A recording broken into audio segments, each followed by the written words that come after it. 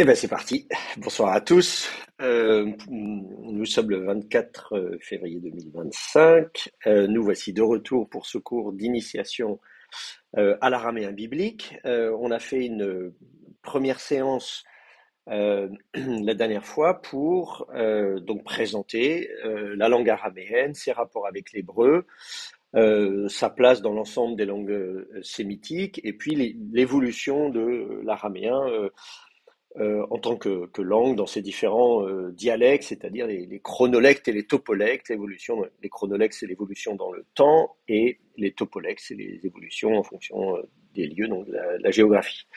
Euh, est-ce que vous avez des questions par rapport à ce qu'on a vu la dernière fois? Est-ce que c'est clair pour vous? Vous avez l'occasion de relire un petit peu vos notes? Pas de questions? Ah, si, est-ce qu'on pourra voir précisément les dates auxquelles la Raméa a commencé ou il s'est arrêté? Alors, les dates, l'araméen est, alors à quelle époque il a commencé, c'est difficile parce qu'on a, évidemment, il faut des textes pour ça. Disons que on a des textes à partir du début du premier millénaire avant notre ère. Donc là, on a des textes en araméen dans différents dialectes araméens, à Samhal, etc. Enfin, là, dans différents royaumes qui correspondent à peu près à la Syrie actuelle, on va dire, le nord de la Syrie, l'est, le sud, etc. La, c'est à peu près à la même époque d'ailleurs qu'on a des textes des différentes langues nord-ouest sémitiques, hein, le groupe dont j'ai parlé la dernière fois. Ça va être la même chose pour le phénicien, ça va être la même chose pour l'hébreu, ça va être la même chose pour voilà. Donc évidemment, ça veut pas dire que ces langues-là n'étaient pas parlées avant. Ça veut dire qu'on n'a pas de texte. D'ailleurs, on a parfois des textes fragmentaires, mais qui sont difficiles à identifier au niveau de la langue. Au deuxième millénaire avant notre ère, on a des textes à Lachish, on a trouvé même, enfin voilà, dans différents lieux de, euh, on a mais quand on a un nom sur une jarre, vous voyez, c'est un peu difficile. Vous voyez, des inscriptions, on peut trouver du 12e ou 13e siècle avant notre ère. Euh, voilà, donc on va trouver un nom. Donc c'est difficile d'un point de vue linguistique, vous voyez, de dire quelle est la langue que les gens parlaient quand on a un nom. Donc voilà, on a aussi parfois ce qu'on appelle des glosses cananéennes.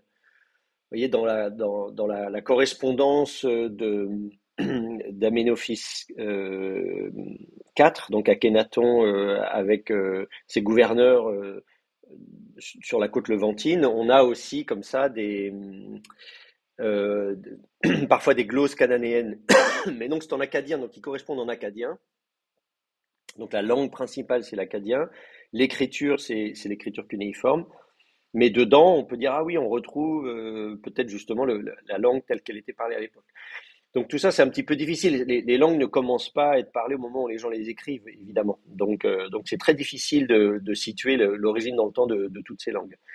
Et voilà, et surtout quand on se rend compte que l'alphabet est encore un peu balbutiant, disons, dans ces inscriptions-là. On a découvert un peigne en ivoire inscrit. Enfin voilà, donc ces 10-15 dernières années, on a découvert pas mal d'inscriptions. Parfois, l'inscription plus tardive, mais on se demande si elle ne reflèterait pas une langue plus ancienne. Moi, je sais pas, je pense par exemple aux inscriptions de Der Allah, les inscriptions sur plâtre, qui ont été découvertes donc à Der Allah, qui est un site en Jordanie actuelle, sur les rives orientales du Jourdain. Donc, la langue de ces inscriptions de Der Allah ont fait couler beaucoup d'encre. Les inscriptions elles-mêmes ne datent pas du deuxième millénaire avant notre ère, mais, pardon, j'ai avalé de travers, il faut que je boive un petit peu, mais on se pose la question de savoir si ces inscriptions sur plâtre, qui ont été donc copiées sur un mur, n'étaient pas une copie d'une œuvre littéraire plus ancienne, et à ce moment-là, la langue elle-même, certains ont proposé qu'elle remonte à la fin du deuxième millénaire avant notre ère.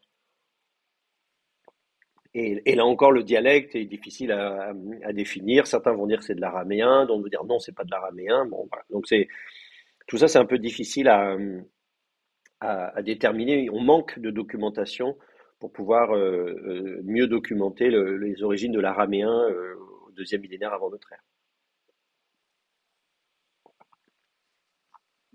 Est-ce qu'on peut considérer que l'araméen a été parlé pendant environ 10 à 12 siècles, 1000 ans avant notre ère, jusqu'au 1er, 2e siècle de notre ère?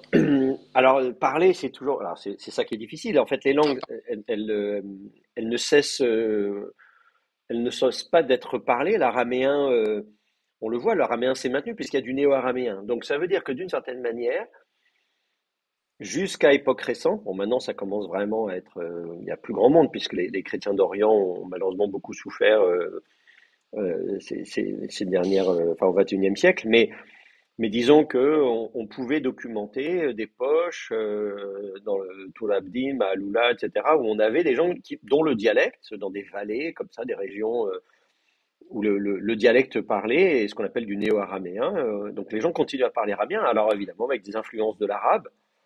Donc l'araméen n'a jamais totalement cessé d'être parlé. Euh, c'est la même chose pour l'hébreu d'ailleurs, qui n'a jamais totalement cessé d'être parlé. Mais c'est vrai qu'à un moment donné, il y a une réduction du nombre de locuteurs, avec bien sûr des influences d'autres langues qui font qu'à un moment donné, ces dialectes, comme les différents dialectes araméens, les gens ne se comprennent pas entre eux. Donc ça montre bien qu'il y a quand même une évolution vraiment très très longue dans le temps. Donc voilà, la langue, elle ne s'est jamais vraiment arrêtée, mais elle a continué à évoluer, à muter, et ce qui fait que le néo-araméen actuel est quand même effectivement différent de l'araméen qui a pu être parlé il y a 2000 ans. Ça c'est sûr. Euh, voilà. Pour l'hébreu, c'est différent puisqu'effectivement, il y a eu évidemment un phénomène comme celui-là, c'est-à-dire que l'hébreu a continué à être parlé, mais avec des évolutions très différentes en fonction des régions. Là où les communautés juives étaient dispersées dans le bassin méditerranéen, ou bien en Orient, jusqu'en Afghanistan, enfin bref, ou au Yémen, ou, enfin voilà, il y a beaucoup de diaspora juive un peu partout.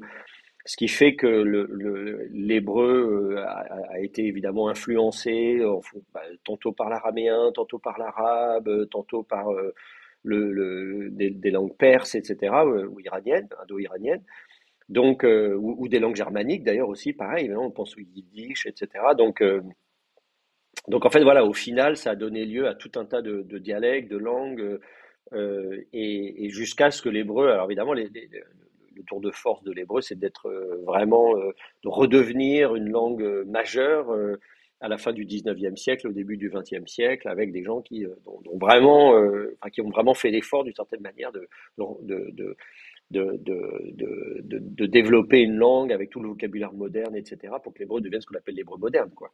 Qui fait que des millions de gens aujourd'hui parlent l'hébreu couramment, avec toutes les évolutions linguistiques que ça suppose, évidemment.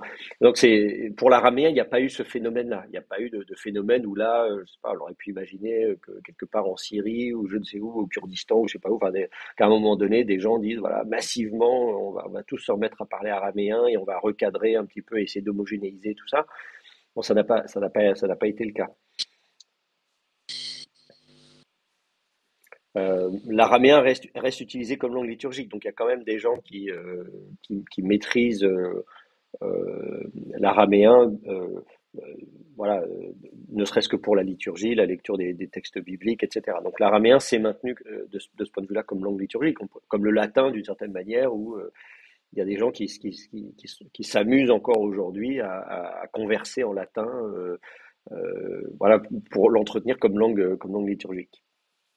Ah, tout ça, c'est assez extraordinaire d'imaginer tout ce qu'on peut faire avec une langue. Voilà, donc je ne sais pas si ça répond à votre question ou s'il y a d'autres questions par rapport à ce qu'on a vu la dernière fois. Merci beaucoup, pour moi c'est très bien.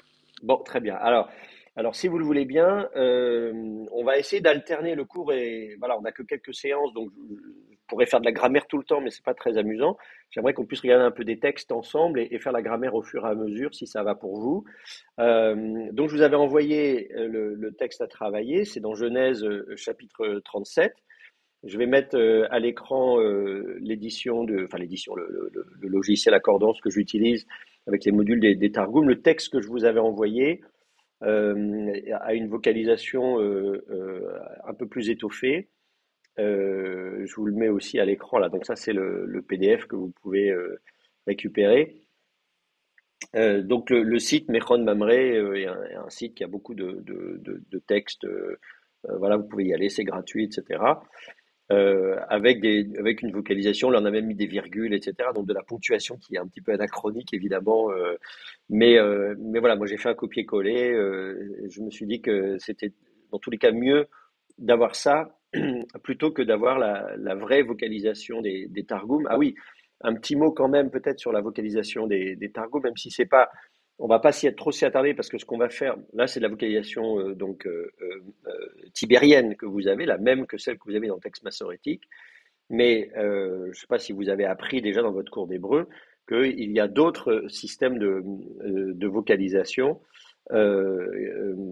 qui existaient et notamment et qui ont notamment été utilisés dans des manuscrits de Targum et des éditions de Targum. Je vais voir si je peux euh, vous montrer un exemple de ce à quoi ça ressemble. Alors, attendez, ah mince, je voulais vous mettre. Euh, voilà, je vais vous montrer ça vite fait. Ça, c'est l'édition de Sperber. Si vous voulez, si vous vous intéressez sérieusement au Targum, euh, là, vous avez donc l'édition du Targum d'Onkelos. J'en dirai un mot si vous voulez sur ce que c'est que les Targums.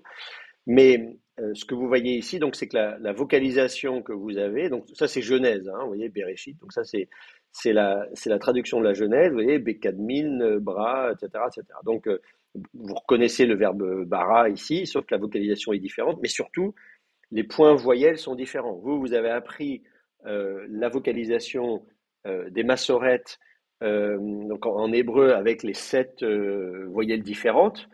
Voilà, Patar, Kametz, etc., Tsere, Ségol, Chirek, Rolem, Kibbutz, etc. Mais en fait, ce système tibérien, le système tibérien à 7 voyelles, est l'aboutissement d'un processus d'évolution dans le temps où il y a eu d'autres propositions de vocalisation avec moins de voyelles. Là, ce que vous voyez ici, ça c'est la vocalisation babylonienne, où il y a moins de points voyelles, on va dire, il y a moins de voyelles, et elles sont toutes situées au-dessus. Le petit tiret, par exemple, c'est un cheval, vous voyez. Le petit truc vers le haut, là, qui ressemble à une sorte de piaïn, c'est un A, c'est un patard, si vous voulez. Quand là, vous avez le petit point au-dessus, c'est un I, l'équivalent du chirek. Là, vous avez de nouveau le petit trait qui vous dit que c'est un cheval. Là, vous avez un peu le même qu'avant, mais sauf que les deux pointent vers le haut, il y en a un qui pointe vers le bas. Donc ça, c'est l'équivalent du kabetz, etc., etc. Bon, voilà. Donc ça, je vous demande pas de l'apprendre, évidemment. Si vous perfectionnez en araméen et que vous voulez faire des targums, il faudra évidemment vous y mettre. Et donc, pour que ce soit plus simple pour vous, là, en l'occurrence, le texte a été vocalisé à la tibérienne, c'est-à-dire en reprenant les points voyelles auxquels vous êtes habitués. Donc, vous voyez, on est gentil, on ne complique pas trop la tâche. Euh, le but étant évidemment à ce stade de vous permettre de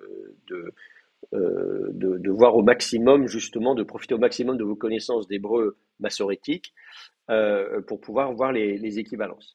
Alors, on va regarder le texte. D'abord, on va le regarder euh, en hébreu. On va le faire. Je vous avais demandé déjà de regarder en hébreu, évidemment. C'est pas un cours d'hébreu, mais comme le but c'est de comparer avec le texte hébreu, euh, donc on va regarder ça rapidement. Donc on a Vayeshev Yaakov Be'eretz Megoré Aviv Be'eretz Knan. Donc, Genèse 37 verset 1. Alors Vayeshev, donc vous avez le verbe yashav qui veut dire siéger, hein, être assis littéralement. Au Vayiktol, c'est un Vayiktol tout simple, du cal, Vayeshev. Alors évidemment, là on a un verbe faible, on a un verbe peyod. Donc en hébreu évidemment on va se dire mais où est passée la préformante en fait le yod que vous voyez c'est la préformante et donc c'est la première radicale du verbe qui est tombée. Alors, siégea Yaakov, donc Jacob, Be'eretz, dans la terre de Mégouré, alors Magor, là c'est le verbe Magor du verbe gour. Gour, ça veut dire séjourner. Hein, prenez la racine concave, gour qui veut dire séjourner, et vous en faites vous faites un comment dire un nom avec préformante même, hein, comme vous prenez katav, ça vous donne mirtav, le verbe koum, ça vous donne makom, le lieu, etc., etc. Donc on est habitué à faire des noms avec une préformante même. Donc du verbe gour, ça vous fait magor, hein, comme koum, makom, gour, magor. Donc c'est là où l'on séjourne. Hein, et donc là c'est au pluriel.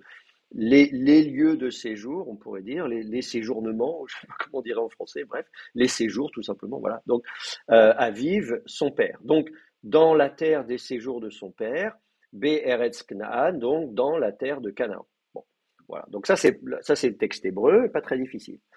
Maintenant, on regarde ensemble le texte araméen. Est-ce que c'est écrit assez gros? Je peux écrire un peu plus gros si vous voulez. On va peut-être le mettre un peu plus gros encore là. Peut-être sera. Voilà. Alors, Vitev, Yaakov, Ba'ara, Totavut, Avuhi, Be'ara, Dirnaan.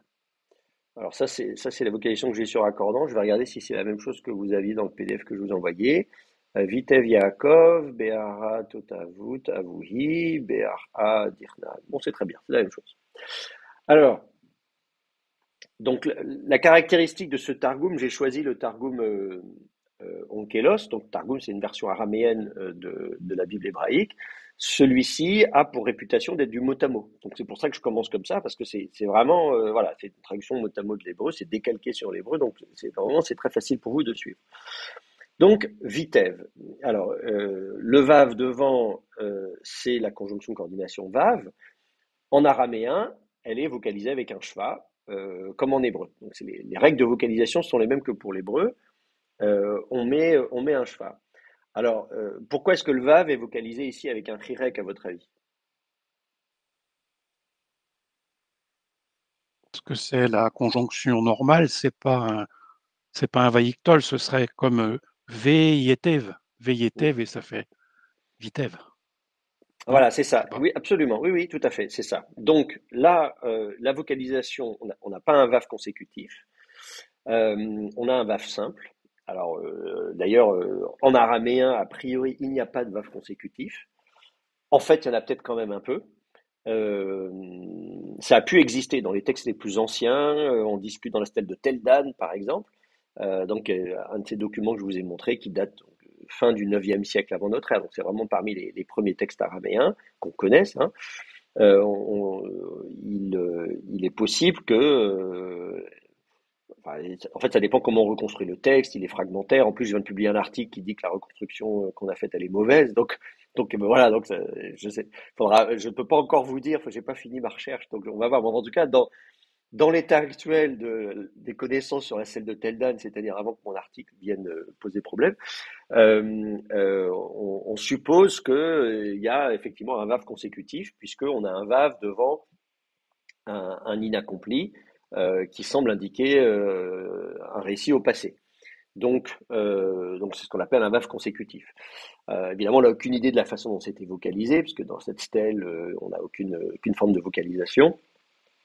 Mais en tout cas, l'idée de mettre un vav devant un verbe avec préformante pour indiquer le passé, ce serait pas, enfin, c'est pas surprenant qu'on ait ça aussi en araméen à l'époque, puisque à vrai dire, euh, dans d'autres langues sémitiques, on a l'idée d'avoir deux inaccomplis, un inaccompli long, un inaccompli court, et l'inaccompli court qui sert à désigner le passé. Donc voilà, donc c'est pas totalement impossible. En tout cas, dans la phase d'araméen que nous on connaît et qu'on va étudier, il n'y a plus ce phénomène.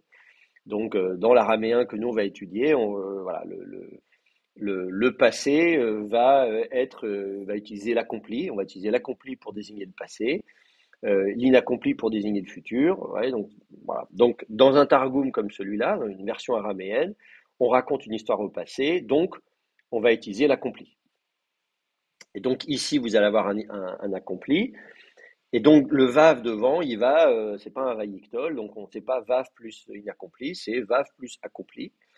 Le vav est vocalisé avec un shva simple. Simplement, ici, il a un rirek parce qu'effectivement, c'est les mêmes règles de l'hébreu massorétique que vous connaissez, à savoir, il est suivi donc par un yod qui devait être vocalisé avec un shva.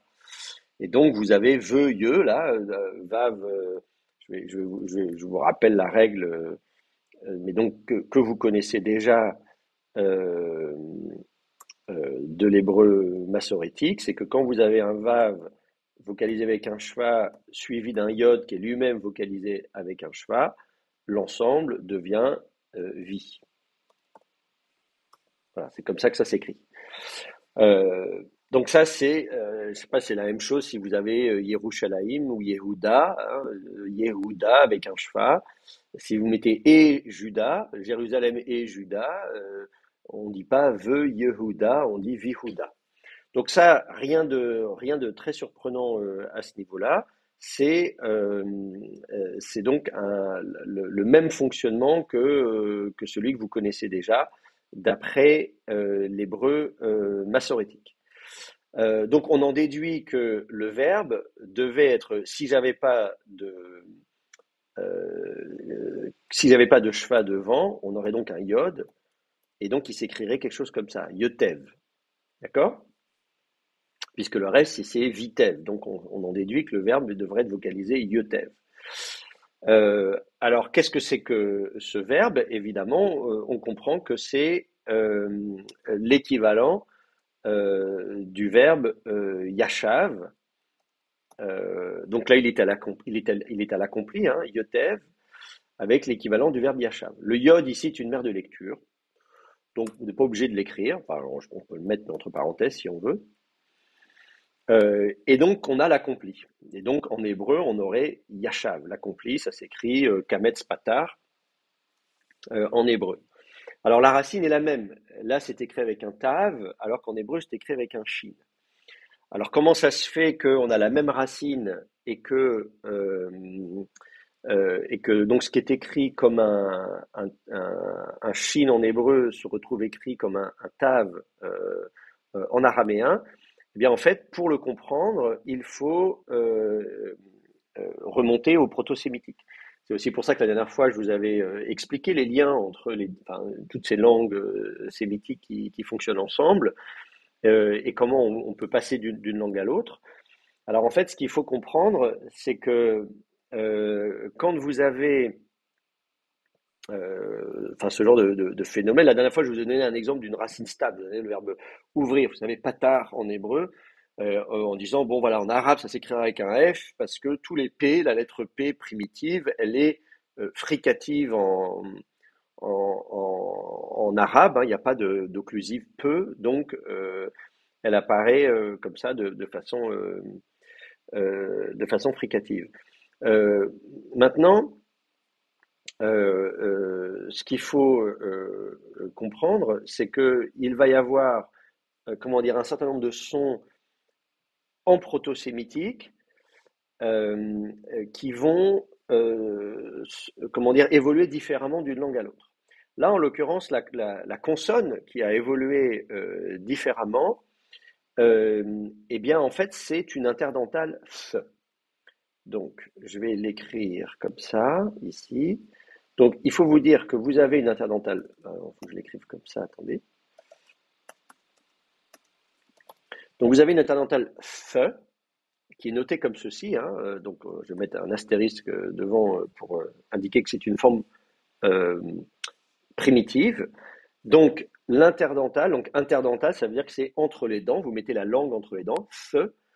Alors, ce son n'existe pas en français, mais le feu, vous l'avez dans d'autres langues, comme l'anglais, par exemple. Si vous dites thin, ça veut dire fin, vous savez, la liquide fin, ou, etc. Voilà, vous l'avez en anglais.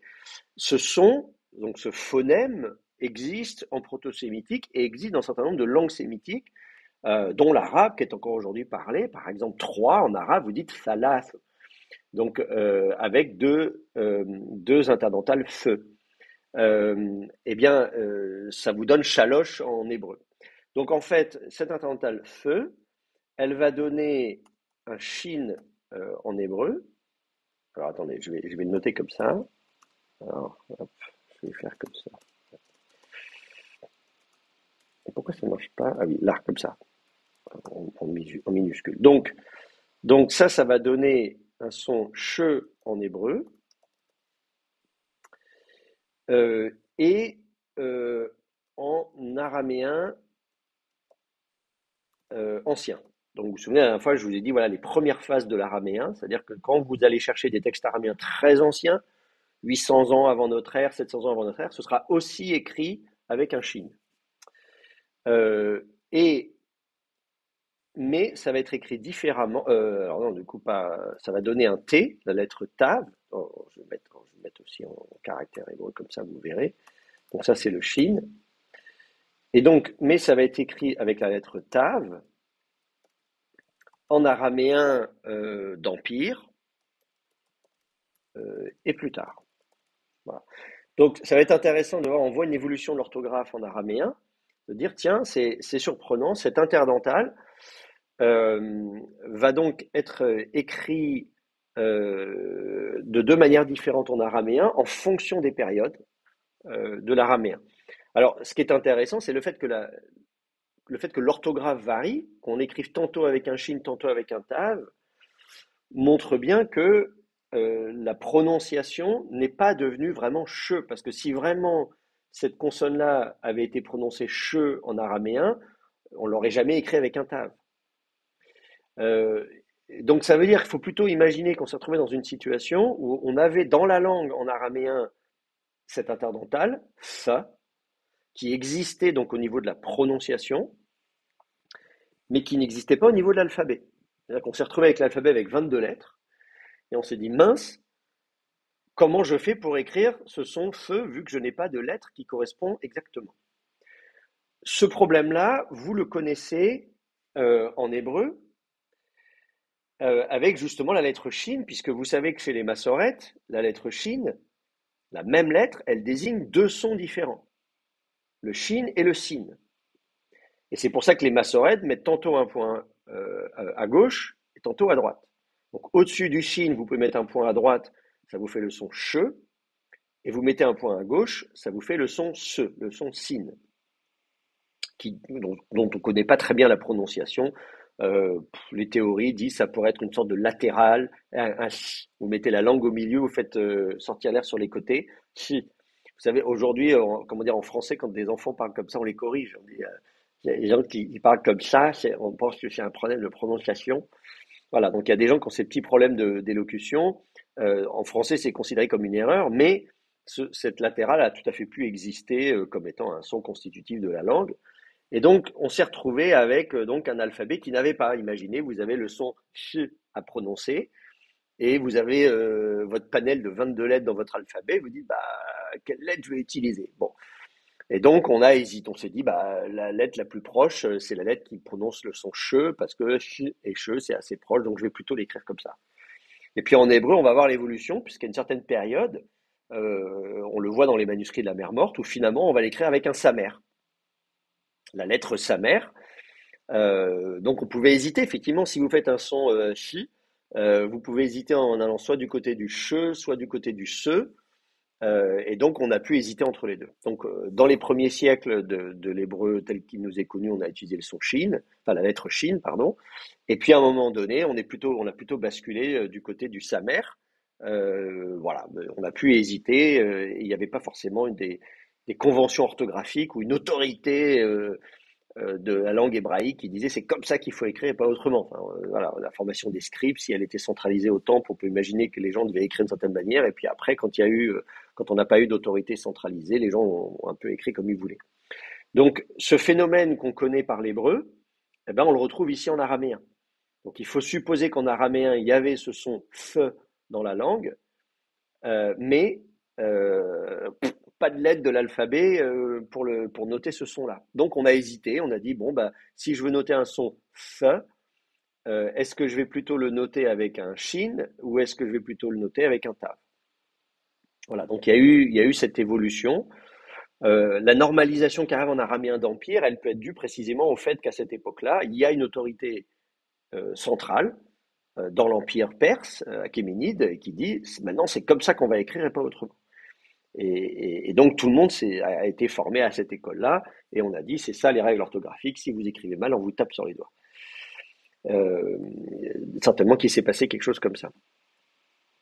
Alors ce qui est intéressant de noter, ça veut dire aussi que l'alphabet à 22 lettres ne suffisait pas à noter tous les sons de l'araméen et tous les sons de l'hébreu d'ailleurs. C'est ça qui est intéressant aussi. Donc quand on réfléchit à l'histoire de l'alphabet, on se dit comment se fait-il qu'à un moment donné, on expliquait que l'alphabet est né des hiéroglyphes, tout ça. Bon, qu'est-ce qui fait qu'à un moment donné, on s'est pas doté de suffisamment de signes. Et d'ailleurs, les travaux récents qui sont faits sur les inscriptions dites proto-sinaïtiques ou les informations de ce proto-alphabet, en tout cas, montrent que justement, dans ce proto-alphabet, il y avait peut-être des sons, un alphabet à plus que 22 lettres, voyez. Mais en tout cas, il y a une réduction à un moment donné du nombre de graphèmes, ce qu'on appelle les graphèmes, hein, donc les symboles utilisés pour cet alphabet, les lettres de l'alphabet, une réduction de ce nombre de graphèmes qui fait que qui a posé problème. Alors pourquoi on a réduit le nombre de graphèmes? Est-ce que c'est dû à une autorité centralisée? On a eu des théories selon lesquelles c'est les Phéniciens qui auraient réduit cet alphabet, que eux-mêmes n'avaient pas dans leur langue ni l'interdental th, ni le son ch, qui correspond au shin, donc au sin en hébreu, etc. Voilà. Donc eux, ça leur a pas posé problème, mais que évidemment, ça a posé problème à leurs voisins araméens et hébreux. Ça, cette théorie, elle est difficile à démontrer, à documenter, surtout que maintenant, enfin bref, on en sait moins aujourd'hui que ce qu'on croyait savoir il y a un siècle sur l'évolution de l'alphabet, la linéarisation de l'alphabet, l'autorité centralisée, etc. Enfin, voilà. Donc il y a eu des travaux dans les années 2000 notamment qui ont un peu fait voler en éclats. Donc moi je suis très prudent pour dire qui à quelle époque a linéarisé l'alphabet, quelle autorité a imposé ça, pourquoi on s'est retrouvé à 22 et quels étaient les dialectes nord-ouest sémitiques à qui ça a posé problème ou pas. Voilà, je ne me prononce pas sur ces questions-là, mais en tout cas sachez qu'il y a, voilà, on voit bien il y a un problème, il s'est passé quelque chose et ça a posé problème. Enfin tout ça pour dire que donc cet interdental fe qui existe en proto-sémitique, qui existe en arabe, vous allez la voir à l'œuvre, là, avec ces variantes orthographiques entre l'hébreu et l'araméen. On vient de voir un exemple, hein, avec donc le verbe yashav, qui va s'écrire donc yotev, yotiv en araméen, ça va dépendre de la vocalisation. En tout cas, avec un tav, on va dire. Je peux vous donner un autre exemple. Je parlais justement du chiffre 3. En hébreu, vous allez l'écrire donc shalosh. C'est comme ça que vous allez écrire le chiffre 3 en hébreu. Eh bien, en araméen, vous allez l'écrire avec deux taves. Alors, ça dépend à quelle époque, mais bon, l'araméen que vous allez étudier, vous allez l'écrire et donc il va s'écrire tlat.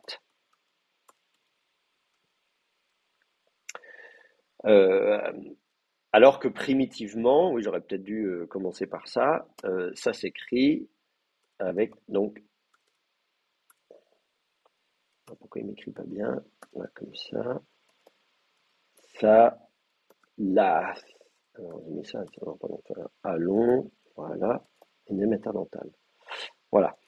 Donc, ce chiffre 3 en proto-sémitique s'écrit comme ceci, un A bref, un A long, avec deux fois l'interdental th. Donc l'interdental en hébreu va devenir un shin, ça, il n'y a pas de problème. Le A en syllabe ouverte va s'écrire kametz en hébreu, et le A long, primitif, va devenir un O en hébreu. C'est le fameux déplacement cananéen dont je vous ai parlé, les fameuses isoglosses dont je vous parlais dans la dernière séance. Tout le groupe des langues cananéennes, donc l'hébreu, le phénicien, le moabite, etc. Enfin, pour ce qu'on en connaît, évidemment, moabite, édomite, ammonite, etc. Voilà, donc, voilà, donc le A long primitif va devenir O en hébreu. Voilà, déplacement cananéen. Donc, ça va donner shalosh en hébreu. En araméen, le A long ne devient pas un O, donc il reste un A, et donc il va être écrit avec un kametz, selon les massorètes, parce qu'il est en syllabe certes fermée, mais accentuée, hein, c'est la syllabe finale qui va prendre l'accent, et la prétonique tombe. Je vous ai expliqué, c'est une des différences majeures entre l'hébreu et l'araméen. En hébreu, on fait tomber l'antéprétonique, alors qu'en araméen, on fait tomber la prétonique. Et donc, ça va vous donner tlat. Et tlat, donc, c'est le chiffre 3 en araméen, tout comme en hébreu. Donc, vous voyez, c'est ça aussi l'avantage quand vous faites du proto-sémitique, c'est que vous pouvez passer très facilement d'une langue à l'autre. Vous pouvez deviner avant même d'avoir appris le mot en araméen. Vous n'avez pas besoin de sortir votre dictionnaire d'araméen pour savoir que 3 en araméen, on s'attend à ce que 3 s'écrit tlat. Vous notez que j'ai mis un dagesh léger dans le tav, puisque là encore, c'est la vocalisation massorétique. Donc ça, c'est les mêmes règles des bégat kefat. Une bégat kefat, lorsqu'elle n'est pas précédée d'un élément vocalique, elle prend un dagesh léger. Donc là, tout ça, c'est des choses que vous savez déjà. Les mêmes règles s'appliquent. Donc voilà, vous savez que le chiffre 3 va s'écrire tlat en araméen à partir de l'araméen d'Empire et plus tard. Donc l'araméen, y compris donc l'araméen biblique qui nous intéresse. Est-ce que c'est clair ce que je dis? Est-ce que vous avez besoin de... c'est bon pour vous? Voilà. Bon, sinon, n'hésitez pas hein, à ouvrir votre micro, à poser des questions. J'ai pas l'œil sur les... Il me faudrait 3 écrans là pour pouvoir afficher tout, mais donc je vois pas les vignettes, disons, de vos visages à chaque fois. Mais en tout cas, si vous ouvrez votre micro, je répondrai volontiers à votre question. S'il vous plaît, est-ce qu'on pourrait augmenter un peu l'écriture? Parce que moi, je ne vois pas très bien. Ah oui, sur l'écran. Alors, là, il y a une solution, c'est que vous pouvez augmenter la taille de la fenêtre. Oui. Si vous voulez que l'écran blanc, parce que c'est vrai que par défaut, dans BBB, l'écran, quand on partage un écran, c'est à peu près la même taille que les vignettes du trombinoscope, là. Mais vous pouvez demander à ce que la présentation occupe, moi en tout cas sur mon écran, quand je mets ma souris devant, j'ai une petite icône qui apparaît et je peux cliquer dessus et ça apparaît en plus grand. Je ne sais pas si vous le voyez. Et je peux même mettre en plein écran là. Je viens de voir. Non, je ne le vois pas, mais je regarderai. Je viens de voir même que je peux même mettre en plein écran vous voyez l'écran partagé. Oui, c'est mieux d'ailleurs là. Voilà. Et donc à ce moment-là, vous voyez en grand le tableau partagé. Vous ne voyez pas nos têtes, mais c'est peut-être moins grave. Nos têtes sont moins intéressantes que le texte. Voilà. Merci. Voilà, donc ici, le verbe, donc voilà, au niveau vocabulaire, c'est facile. Alors évidemment, de Yashav, pour passer à Yotev, il faut savoir que le shin de Yashav vient en fait de l'interdental sa. Parce qu'évidemment, il y a aussi un vrai shin primitif. Et dans ces cas-là, évidemment, si c'est un vrai shin primitif, il n'y aura pas d'évolution. Donc là, il y a la seule solution. Donc évidemment, je vais vous montrer si vous avez. Donc là, c'est très différent de comment je vais faire ça. Je vais remonter ça. Et donc, je vais dire, donc tout ça, c'est évidemment, si vous avez un vrai shin primitif, attendez, il faut que je me mélange dans mes claviers. Si vous avez un vrai shin primitif, voilà, en proto-sémitique, évidemment, il va rester shin en hébreu et en araméen. Donc, par exemple, si je vous donne des mots dont le shin en hébreu est un vrai shin primitif, je peux vous donner l'exemple du verbe envoyer, par exemple, le verbe shalar en hébreu. Donc,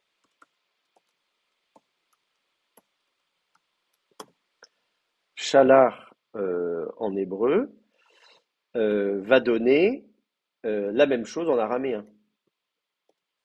Vous voyez avec 2 A. Alors, sauf qu'effectivement, le premier A va se retrouver en situation prétonique en araméen, donc on va le faire tomber. Donc, on va écrire shlach en araméen. Mais c'est le même verbe, vous voyez, c'est la même racine. Le shin est un vrai shin primitif en proto-hébreu, ça n'est pas un se. C'est pas un shin hébreu qui vient d'une interdentale se. Et donc, forcément, vous aurez le même voilà, le même shin en araméen. Un autre exemple de mot en hébreu, c'est roche, la tête. Eh bien, vous allez avoir le même terme en araméen, sauf que la vocalisation va changer. Vous aurez resh en araméen. Donc voilà, vous aurez. Mais sinon, voilà, à part ça, c'est c'est la même racine.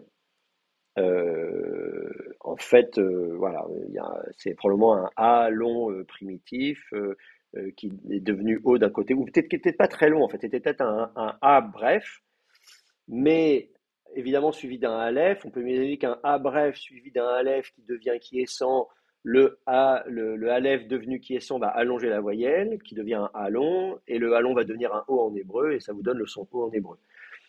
Voilà, ce qui explique que quand vous avez du pluriel de roche en hébreu, vous dites racher les têtes, par exemple, les têtes des fils d'Israël, racher Bnei Israël, vous dites pas rocher Bnei Israël, vous dites racher Bnei Israël. Mais en tout cas, voilà, et donc ce A bref a pu avoir un déplacement de timbre en araméen qui fait qu'on va dire resh plutôt que rash en araméen. Voilà, bon, ça c'est pas très grave. En tout cas, voilà, vous avez un autre exemple où le shin, ici, c'était le shin qui m'intéressait. Le shin est primitif. Et donc il ne va pas bouger. Donc tout ça, évidemment, si vous connaissez le proto-sémitique, c'est plus facile. Sinon, vous pouvez regarder dans des dictionnaires,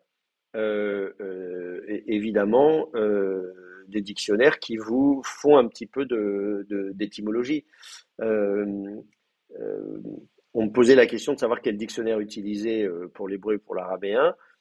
Moi, j'utilise, alors vous avez le meilleur dictionnaire d'hébreu classique, c'est le dictionnaire de Kleins, Dictionary of Classical Hebrew. En je sais plus combien, 8 volumes, un truc comme ça, c'est un très gros dictionnaire, mais en plus il est très récent et il comporte tout l'hébreu ancien, même en dehors de la Bible. Mais Kleins, lui, ne s'intéresse pas du tout à l'étymologie.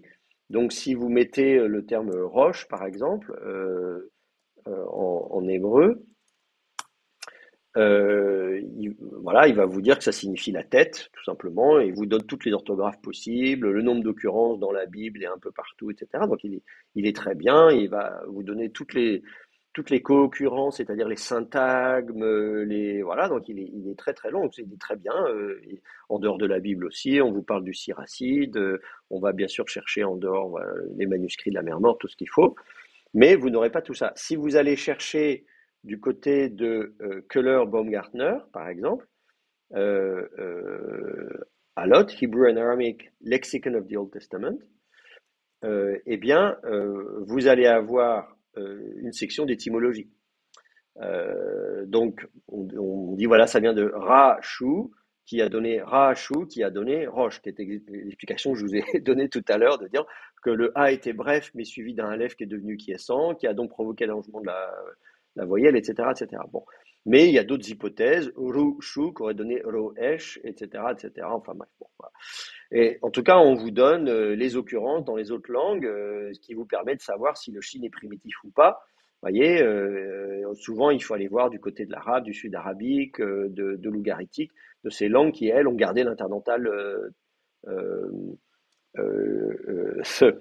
Donc, si vous allez voir du côté de Yashav, par exemple, évidemment, là, on devrait vous le dire, le Köhler-Baumgartner va vous dire, voilà, basic form, yod, se, avec un sa et un b. Voilà, donc ça, on vous dit, c'est ça la forme de base, d'ailleurs qui est attestée en ougaritique, etc.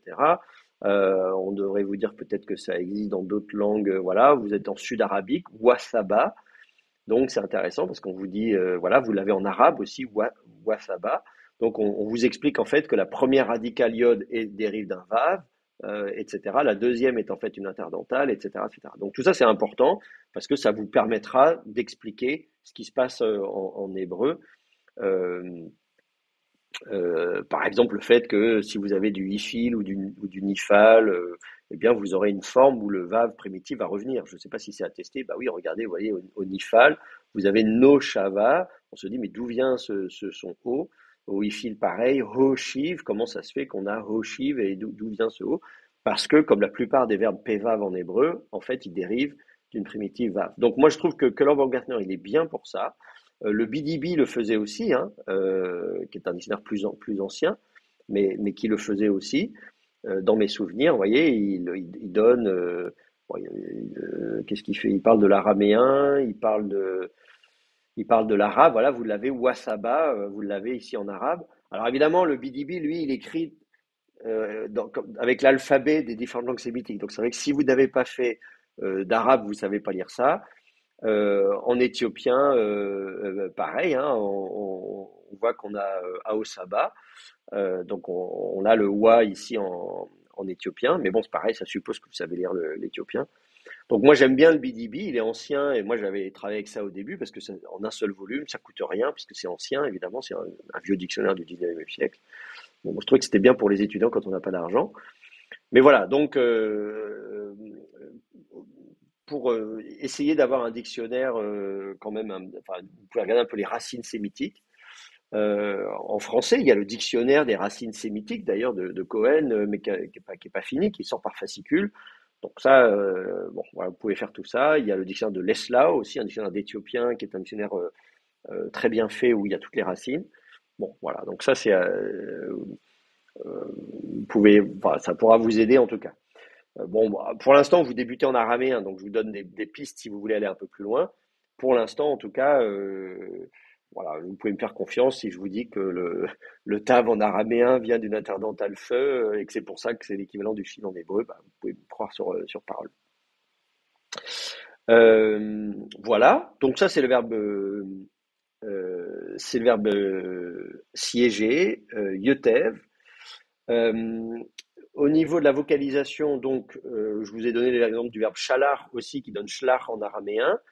Vous noterez que sous la première radicale, vous avez un shva, précisément parce que donc la prétonique va tomber. Alors, je vous ai distribué aussi les paradigmes, hein, vous les avez, vous pouvez les télécharger, je vous ai mis. Vous pouvez voir donc effectivement ici donc la troisième masculin singulier, ktav. Alors, vous allez avoir donc en principe une voyelle thématique A. La première voyelle tombe et la deuxième va être en A, comme en hébreu. Mais vous avez aussi une forme passive qu'on va appeler le pe'il en araméen, qui n'a pas d'équivalent direct en hébreu. En hébreu, on va utiliser le nifal pour faire la voix médio-passive.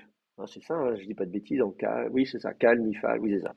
Donc en hébreu, quand vous voulez faire la voix médio-passive, vous allez utiliser le nifal. En hébreu, on a perdu la voix passive. En fait, on la retrouve de temps en temps. Vous avez de temps en temps une voix passive. Regardez, par exemple, vous avez un participe passif en hébreu, katoul, qui n'est pas du nifal, le katoul, et qui est utilisé comme voix passive, mais juste pour le participe. Donc de temps en temps, comme ça, on peut avoir des formes passives, et même dans certaines conjugaisons, vous allez avoir des vestiges d'une voix passive en hébreu. En araméen, le pe'il, lui c'est pareil, la voix passive, elle n'est pas très bien attestée. Vous voyez, je ne vous l'ai pas mis à l'inaccompli parce qu'en fait, elle n'est pas attestée à l'inaccompli. Donc on sent qu'elle est un peu tombée en désuétude, mais elle est quand même attestée de temps en temps à l'accompli. Et parfois, cette forme est utilisée aussi pour des verbes d'état. Alors, soit vous dites que c'est la forme passive, soit vous dites que c'est un changement de voyelle thématique. Ça revient au même, hein. Donc après, c'est des nomenclatures de grammairiens. Ça, c'est des questions que dans l'Antiquité, on ne se posait pas. C'est des questions que les grammairiens se posent. Mais donc, voilà, on doit résoudre des problèmes qu'on crée nous-mêmes. Mais en tout cas, voilà, de temps en temps, au lieu d'avoir une voyelle thématique en A, vous aurez une voyelle thématique en I ou en E qui correspond à un verbe d'état. Cela dit, en hébreu aussi, vous avez ça à l'accompli. Pour les verbes d'état, vous allez aussi avoir de temps en temps une voyelle thématique en et. Qu'est-ce qu'on a comme exemple? Je crois que par exemple pour être lourd, on va Yaré, dire Yaré, kaved. Ah Yaré. oui, oui. Enfin voilà. Donc vous trouverez des exemples chez Jouon en tout cas.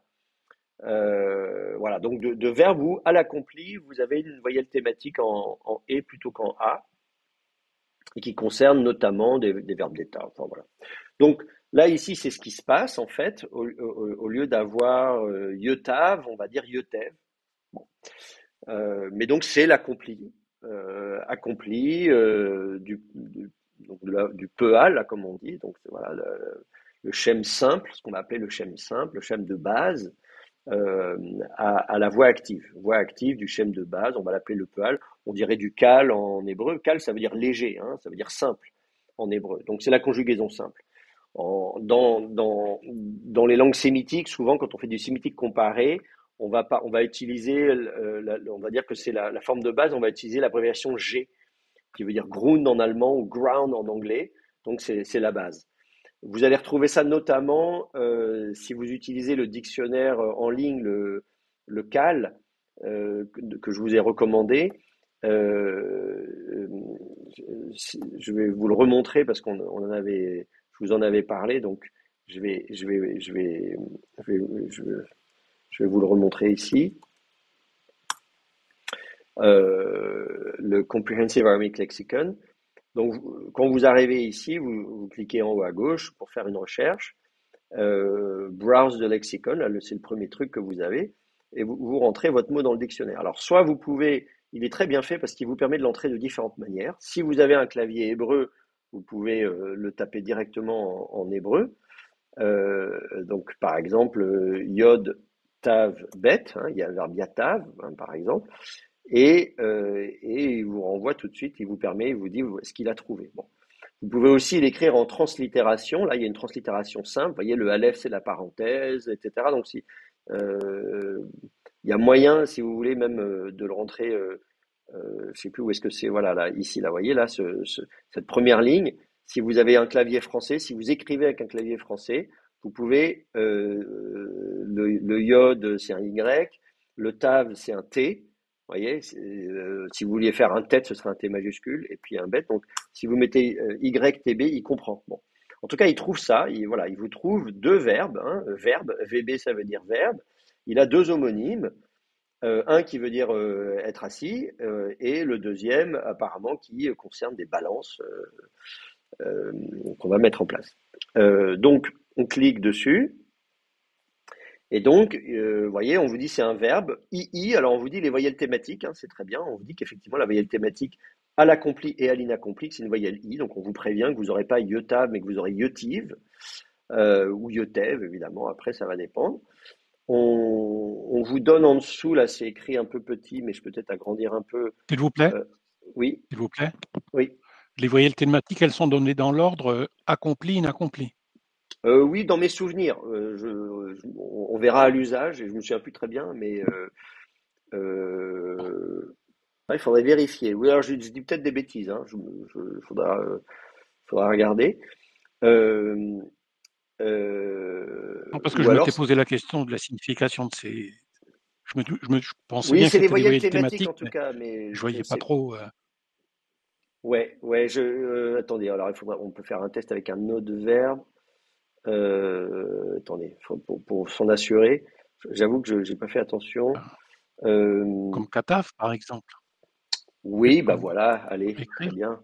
Essayons ça. Voyez, verbe AOU. Et donc, c'est les voyelles thématiques A et OU. Ah, oui. Ça veut dire qu'on va avoir ktav à l'accompli et yaktuv à l'inaccompli. Voilà. Donc, c'est bien la voyelle thématique accompli, inaccompli. Voilà. Donc, j'ai pas dit de bêtises. Donc, je reviens maintenant à mon yotav, ou yotev en l'occurrence. Voilà. Donc, ici, on nous dit que ce sera. Voilà. Et donc, on vous donne à quelques-uns des dialectes. Mais comme je vous dis, donc, au niveau des conjugaisons, vous voyez, vous allez avoir la lettre G qui vous dit que c'est la conjugaison de base, ground, ou Grund en allemand, en anglais, qui correspond au PEAL. Donc, voilà, c'est la conjugaison simple. Après, vous aurez d'autres conjugaisons dérivées. Bon, on les verra en temps voulu. On va avancer un petit peu sur le texte, parce que sinon, on va pas finir le verset. Donc voilà, vous avez donc la conjugaison de base, troisième masculin singulier, ktav, et puis si vous regardez rapidement l'accompli, vous allez avoir des postformantes, hein, c'est le principe de l'accompli. L'accompli, il n'y a pas de préformante, c'est comme en hébreu. Alors effectivement, vous allez avoir tav à la première personne du singulier, donc avec et ou it à la fin. Vous allez avoir ta à la deuxième masculin singulier. Bon, ça, c'est comme en hébreu. Donc, là, vous pouvez... Ah oui, c'est vrai, c'est ta aussi. Bon. Vous allez avoir ti à la deuxième féminin singulier. En hébreu, vous auriez te ou ti. De temps en temps, on a ti en hébreu, mais c'est vrai que le plus souvent, vous dites katalti, katalta, katalt. Voilà. Donc, en fait, voilà, vous pouvez avoir ça aussi en hébreu. Rien à la troisième masculin singulier, mais ça, c'est comme en hébreu. Et puis, en hébreu, là, ça va être différent parce qu'effectivement, en hébreu, vous auriez un A, alors que là, on va retrouver un tav. Voilà, une finale at. Alors, si elle est vocalisée, c'est bien. Vous pouvez distinguer la première du singulier, la troisième féminine, mais dans les textes non vocalisés, évidemment, on va être embêté parce que tout ça, ça va s'écrire avec un tav à la fin et on ne saura jamais à quelle personne on est. Et puis ensuite, à la première personne du pluriel, vous aurez un na qui sera ajouté à la fin, alors qu'en hébreu, vous auriez un nous. Oui, katal nous, katav nous. Donc là, c'est ktavna. Deuxième personne du pluriel, vous aurez tun. Alors vous avez tem en hébreu. On en avait déjà parlé la dernière fois. Vous avez là où vous avez une mimation en hébreu, vous avez souvent une nounation en araméen.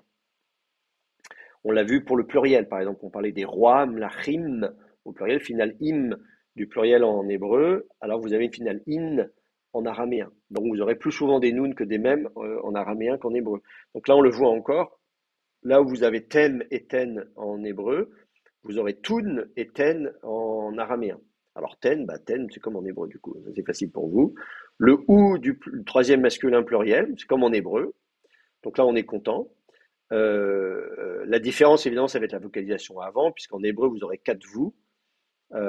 Donc le ou va faire déplacer la voyelle, va faire tomber la voyelle qui précède, 4 vous, alors que là, la voyelle qui précède, elle va se maintenir et elle va garder l'accent, kta vous.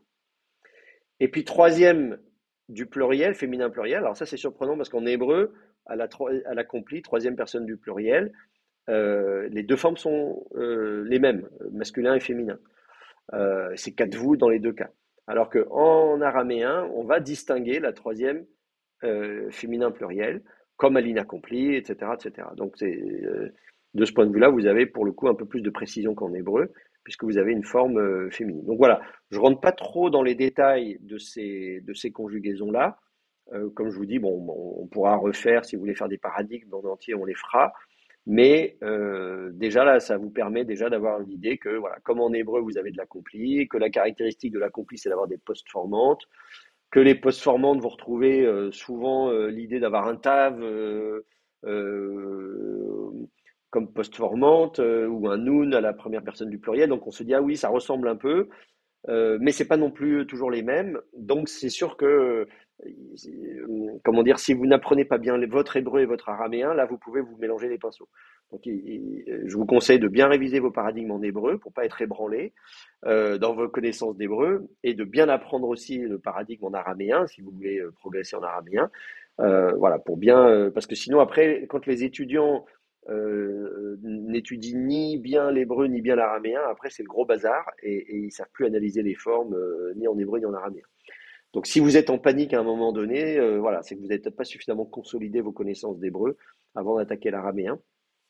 Donc c'est l'occasion pour vous de bien réviser l'hébreu et de bien apprendre l'araméen. Donc ici, il n'y a pas de difficulté, en tout cas on a de la chance, le verbe sur lequel on est tombé ici, c'est troisième masculin singulier, donc yotev ou yotiv, enfin voilà, ça on peut le vocaliser de différentes manières, mais en tout cas il n'y a pas de problème. Donc vitev, donc à l'accompli, donc et il siégea, Yaakov, bon c'est Jacob, il n'y a pas de problème. Ba'ara, alors le mot suivant ici, alors vous avez la préposition bête, donc là il n'y a pas de problème, qui normalement doit être vocalisé aussi avec un shva, comme en hébreu, sauf que comme en hébreu, elle est précédée ici d'un chatef patar, donc ça fait deux shva qui se suivent, deux shva mobiles qui se suivent. Quand on a deux shva mobiles qui se suivent, le premier remonte en voyelle pleine, donc ça c'est les mêmes règles de vocalisation massorétique. Le premier shva remonte en voyelle pleine, Et en l'occurrence, vu que il est suivi d'un Khatef Patar, il va prendre vers quelle voyelle pleine on va lui mettre. Eh bien, on va mettre la même voyelle que celle du Khatef qui suit. Donc, comme c'est un Khatef Patar, on va mettre un Patar. On aurait un Khatef Ségol, on mettrait un Ségol. Vous voyez. Donc ça, c'est les mêmes règles de vocalisation de la préposition bête que vous avez en hébreu. Donc là, il n'y a pas de difficulté pour ça. En revanche, pour le terme, là, vous êtes peut-être surpris de voir que Eretz, ici, au lieu d'avoir un tsadé, vous avez un haïn. Alors, comment ça se fait qu'on a un tséré au lieu d'un haïn? Eh bien, c'est la même chose que ce qu'on a vu à propos de l'interdental feu en primitive. Vous allez avoir le même phénomène. Je vais essayer de mettre les deux côte à côte, comme ça, vous verrez que c'est le même phénomène qui se produit ici. C'est-à-dire que vous allez avoir cette fois-ci une autre interdentale, une autre consonne proto-sémitique, qui est en fait peut-être une interdentale, mais on n'est pas sûr. C'est une des plus compliquées. On la note souvent comme étant une interdentale emphatique D. Alors, franchement, hein, moi je ne vais pas me prononcer sur comment elle était vraiment réalisée, peu importe. Disons, c'est un the. Imaginez donc là, vous faites un D, mais une interdentale the, mais emphatique va, comme ça. Alors, cette interdentale emphatique, là encore, on sait qu'elle existe parce qu'elle existe en arabe. Donc, mais qui est souvent prononcée comme un the d'ailleurs en arabe, za. Bon, bref, avec évidemment plein de dialectes arabes différents. Enfin, voilà, donc la question de la prononciation est exacte. En tout cas, ce qui est sûr, c'est que cette interdentale emphatique the, quelle que soit la façon dont dont vous imaginez qu'elle ait pu être prononcée en proto-sémitique, elle va donner donc un tsadé en hébreu. Donc, elle va s'écrire toujours avec un tsadé en hébreu. Donc ça, c'est pas difficile. Donc ça va vous donner la lettre donc tsadé en hébreu. En hébreu. Et en araméen, eh bien, ça va encore dépendre de la période de l'araméen. Ça va donner d'abord un kof. Alors attendez, je vais noter comme ça. Donc la lettre Q, donc kof en araméen ancien. Et ça va donner un aïn. Un aïn, donc ça c'est un lunule, on l'a fait comme ça. Comment on l'a fait? J'ai oublié de. Non, c'est là, c'est où? Attendez, je vérifie que j'ai. Voilà, ici. Ce aïn, qui s'écrit donc en alphabet hébreu comme ceci, en araméen d'Empire et plus tard. Voilà. Donc voilà, c'est comme ça que vous allez l'écrire. Qu'est-ce que je peux vous dire? Voilà, donc il faut le savoir. Donc effectivement, je vous donne un exemple. Donc vous avez Eretz en hébreu, c'est l'exemple qu'on a ici. Donc c'est l'exemple vraiment le plus connu. Eretz, ça va s'écrire comme ça en hébreu.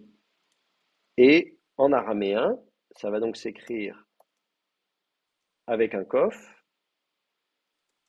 et ensuite avec un aïn.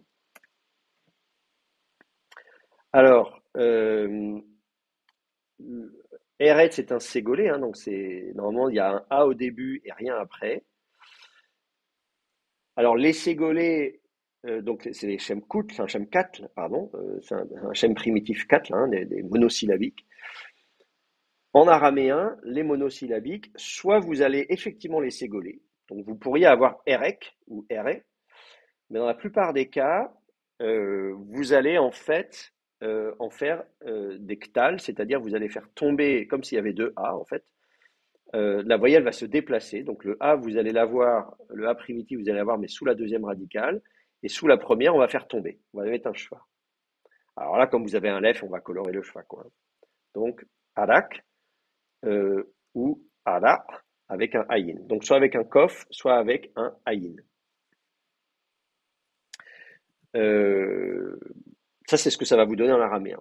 Alors, dans les textes que vous allez étudier, vous aurez toujours écrit avec un ayin, sauf dans le texte de Jérémie. Je vous avais dit à la fois qu'il y a un verset dans Jérémie qui est donc écrit en araméen. Et là, si mes souvenirs sont bons, il est écrit avec un kof. Il faut que je retrouve juste c'est Jérémie 10, 11. Je vais juste vérifier si je dis pas de bêtises.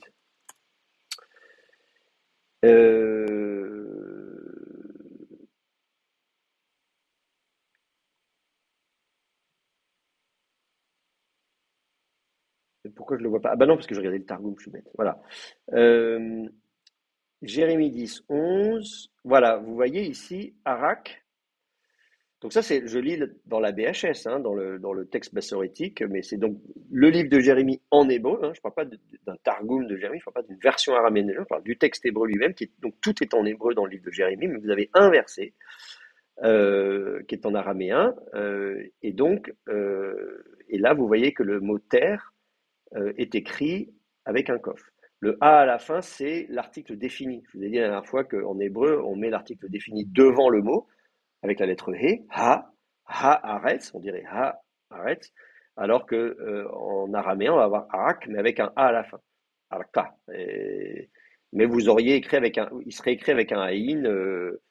Donc là, ça veut dire, c'est aussi intéressant, parce que le fait qu'il soit écrit avec un kof, ça montre bien que même dans le livre de Jérémie, d'ailleurs, je ne sais pas si beaucoup de gens l'ont fait remarquer d'ailleurs, parce qu'on discute de la date de rédaction du livre de Jérémie, etc.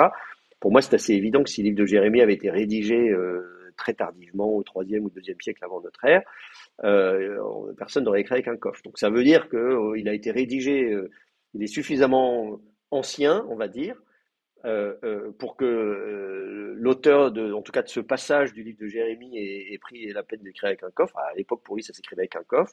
Et ça veut dire que derrière, la tradition de scriba, les gens qui ont copié et recopié, n'ont pas corrigé avec un aïn. Cela dit, il faudrait vérifier s'il n'y a pas quand même des manuscrits où on aurait corrigé l'orthographe. D'ailleurs, je vois juste après, il est aussi écrit, on a de nouveaux terres avec un aïn cette fois-ci, mais c'est quand même assez amusant. Bref, bon voilà. Donc, j'en reviens à mon Genèse 37. Tout ça pour dire que, voilà, quand vous avez le mot terre écrit avec un aïn, c'est comme ça que vous le verrez écrit la plupart du temps. Et ça va être comme ça pour tous les mots que vous connaissez en hébreu avec un tsadé, mais dont le tsadé est en fait primitivement cet interdental. Alors encore, il y a des mots dont le tsadé est un vrai tsadé primitif, il n'a pas bougé, et si c'était un vrai tsadé, il sera aussi écrit tsadé en araméen. Donc là, vous n'aurez pas de problème. Hein. Là, vous n'aurez pas de problème. Si c'est un vrai tsadé, ça va rester un vrai tsadé. Par exemple, vous avez le mot tselem en hébreu, l'image, ça va s'écrire pareil en araméen, tselem, ou bien si vous pensez à tzedaka en hébreu, vous savez, quand vous faites le tzedek et tzedaka, va donner la même chose, tsitka en araméen. Donc, si c'est un vrai tsadé, vous allez garder votre vrai tsadé, il n'y a pas de problème.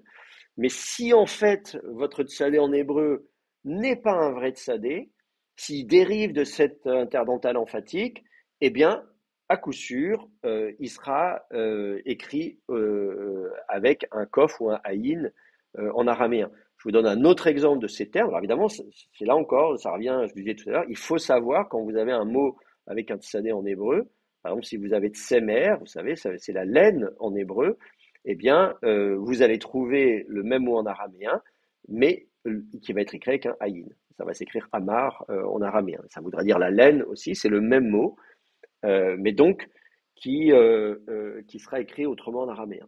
Alors le fait qu'en araméen, on ait hésité entre le kof et le aïn, ça veut dire qu'à l'oral, dans la prononciation de l'araméen, on avait gardé une consonne qui n'était ni le kof ni le aïn, et que voilà, on ne savait pas bien comment l'écrire. Alors un autre exemple que je peux vous donner, que vous connaissez peut-être, c'est le bois, Etz en hébreu. Si vous regardez Etz en... Mince, pourquoi il ne veut pas m'écrire voilà. Si vous regardez le bois en araméen, il ne veut pas me chercher du bois, qu'est-ce qu'il me dit? Ça. Ah oui, parce que là je suis dans le BDB. Alors, on va aller voir le Curler Baumgartner. Voilà, si vous regardez le Etz, hein, l'arbre, le bois, eh bien, en fait, alors j'aurais peut-être pas dû vous donner ce terme-là parce qu'il y a une évolution supplémentaire. Mais voilà, il va s'écrire avec un kof. Vous allez avoir écrit avec un kof. Et là, c'est en araméen d'Égypte. Alors c'est vrai que l'araméen d'Égypte, c'est un araméen d'empire, mais qui garde quand même parfois une orthographe un peu différente. Et donc, on va l'écrire avec un kof, mais à un moment donné, oui, je ne sais pas, j'aurais dû vous donner ça parce que c'est à la fois Etz, on connaît bien, hein, Etz, c'est l'arbre, mais donc, il va donc être écrit avec un kof en araméen, et puis après, le kof, comme je vous disais, c'est comme dans Arak, on va passer du kof au haïn. Donc, à un moment donné, on va l'écrire avec deux haïn, et du coup, à un moment donné, les gens disent, ah, quand même, un mot écrit avec deux haïn, c'est un peu bizarre. Et donc, il va finir par se retrouver écrit avec un aleph et un haïn. Donc, si vous regardez en araméen, vous allez le trouver, si vous regardez dans votre dictionnaire, par exemple, si vous regardez dans le CAL, vous allez le trouver écrit sous la forme haïn kof. Je ne sais pas s'il le connaît d'ailleurs, sous cette forme-là. Bah oui, il est très bon. Vous voyez, il sait que haïn kof, il renvoie vers, du coup, l'écriture. Alors évidemment, vous l'avez en translittération, donc vous avez un aleph et un haïn. Donc il dit bien qu'en araméen d'Empire, ça s'écrit haïn kof, mais ensuite, vous allez le retrouver écrit aleph haïn. C'est-à-dire que comme on aura deux haïn qui se suivent, vous allez avoir une dissimulation avec un affaiblissement de la première gutturale. Bon, il va se retrouver écrit comme ça, l'arbre, en araméen. Donc vous voyez, ce qui peut perturber évidemment. Donc tout ça, ça s'explique évidemment si vous repartez à chaque fois au proto-sémitique, les consonnes primitives, et vous regardez un peu l'évolution. Donc, tous ces mécanismes-là, on les connaît bien, mais voilà, c'est sûr que pour vous, c'est un peu, je me mets à votre place, c'est un peu compliqué au début. Enfin, comme ça, vous le savez que l'orthographe, le mot arbre en araméen, c'est bien le même qu'en hébreu en fait. Même si au final, il va être écrit Aleph Ayin. À Qumran, vous allez le trouver écrit Aleph Ayin, et en araméen, dans les Targum, etc. Mais vous allez le Monsieur trouver. Langlois, Oui. il y a un manuel de proto-sémitique accessible. Alors, alors il y en a. Alors, il y a une grammaire comparée en français qui a été faite par Elewick. Ah oui, vous en avez parlé déjà de celle-là. Oui. Voilà, c'est à peu près c'est le seul manuel en français à peu près récent de grammaire comparée des langues sémitiques, mais il y a beaucoup d'erreurs dedans. Alors moi, j'avais fait un compte-rendu, à l'époque quand il est sorti, on m'avait demandé de faire un compte-rendu. J'étais un peu embarrassé parce que en général, quand on fait des comptes-rendus, on préfère faire des compliments en disant, écoutez, voilà, cet ouvrage est monumental, tout le monde doit l'acheter. Et je me suis retrouvé, j'avais tellement de pages d'annotations, de trucs, que j'ai fait un article assez long mais qui reprend quand même, voilà, qui essaie de corriger un maximum de choses. Donc, je dois avoir l'exemplaire papier que j'avais annoté toutes les pages. Bon, mais je crois que mon article fait 10 ou 15 pages. Il est sur mon blog, hein, je pense si on doit pouvoir le trouver, si vous allez sur mon site Je internet, crois vous le qu'il a fait trouverez. une seconde édition. Il a peut-être corrigé. Ah, c'est bien. C'est effectivement si Jean-Claude Lévic a fait des corrections, ce serait une bonne chose. Je sais pas, je l'ai pas, mais je crois. Enfin, je sais qu'il y a une seconde édition. Bah, c'est bien, oui. Donc, on peut espérer qu'ils aient corrigé un certain nombre de choses. Bon, voilà. Voilà, c'est ça. Et donc, oui, ça remonte 2009, il y a une quinzaine d'années déjà. Euh, bon, voilà. Et donc, voilà. Et vous l'avez, et il fait une quinzaine de pages, quoi. Donc, voilà. Donc, bon, voilà. Donc, vous pouvez utiliser ça quand même, en espérant que la deuxième édition ait corrigé les erreurs. Moi, je me souviens plus, c'était il y a très longtemps, je me souviens pas ce que j'avais signalé. Bon, bref. Et Voilà, voilà. vous aviez signalé qui pensait que le proto-sémitique était une langue parlée. Oui, oui, c'est vrai. Alors ça, c'est pareil. Il le dit au début. Oui, oui. S'imagine qu'il y a 6000 ans, les gens parlaient le proto-sémitique. Bon, bref, tout ça, c'est. Enfin, c'est bon. C'est pas très grave. Ça, à la limite. Bon. Alors sinon, mais évidemment, en proto-sémitique, moi, je sais pas s'il y a eu des grammaires récemment. Il y avait la grosse grammaire de. C'est Lipinski qui a fait un truc énorme là. Un gros volume vert qui est pas super accessible. Donc, sémitique. Voilà, Semitic Languages, Outline of a Comparative Grammar. Voilà, donc c'est un publié en 97, donc c'est vieux déjà, mais je suis pas sûr qu'il y ait eu grand-chose qui a été fait depuis, parce que c'est tellement énorme ce qu'il a fait. Le truc fait des Lipinski. centaines de pages, tout ça. 2001, donc il a eu une édition révisée, mais voilà, et vous avez tout, il présente tout, la classification, etc., etc. Voilà. Donc vous aurez énormément de choses dedans. Là, c'est vraiment un ouvrage de référence, hein. Hmm. Vous voyez, je sais pas combien, il fait 700, ça fait plus de 700 pages, 800 pages. Voilà, vous avez, là, il met le paquet, hein. Donc je ne sais pas, voilà, à votre niveau, je ne sais pas si ça vaut la peine de. Enfin, après ça, je ne peux que vous encourager, évidemment, hein. Ça dépend comment dire, de votre sérieux et si vous voulez absolument devenir des pros. Mais voilà. Donc voilà, ça c'est quand même un ouvrage de référence. Alors, qui a été contesté aussi, hein. Il y a des comptes rendus qui ont été faits parce que bon, voilà, tout le monde n'est pas d'accord avec ce qu'il dit. Voilà. Mais bon, en tout cas, voilà, vous aurez. Mais après, là, ce que je suis en train de vous dire, c'est quand même des choses de base. Vous n'avez pas besoin de Lipinski pour savoir Oui, ok. Hmm. Merci. que l'interdental devient ci, devient ça. Ça, vous le trouverez, je pense, chez les 8 normalement c'est quand même des choses de base. Donc ça, vous le trouverez assez. Moi, je pense vraiment à votre niveau et les UX, c'est probablement ce qu'il faut prendre pour commencer. En plus, c'est en français, donc ça vous simplifiera un peu les choses, quoi. Moi, Hmm. je me souviens quand j'étais étudiant, j'avais un petit truc de Moscati là, qui était très pratique aussi, qui est vieux maintenant, hein, Sabatino Moscati. Mais c'était vraiment, il y avait surtout les tableaux avec qui comparaient. Euh, C'était en italien, comment ça s'appelait? Je me souviens plus d'ailleurs dans quelle langue c'était. Moi, ce qui m'intéressait, c'était les tableaux. Moi, c'était quoi là? Bon, enfin, ça devait dater des années 60 ou un truc comme ça. Mais quand on est étudiant, qu'on n'a pas beaucoup de sous, on vient chercher les choses qui peuvent être utiles. Je ne sais pas si j'ai ça quelque part, si j'ai noté ça. Moi, je me souviens, je regardais ça quand j'étais étudiant.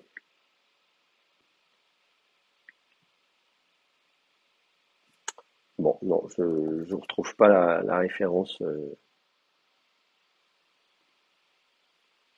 retrouve pas la référence.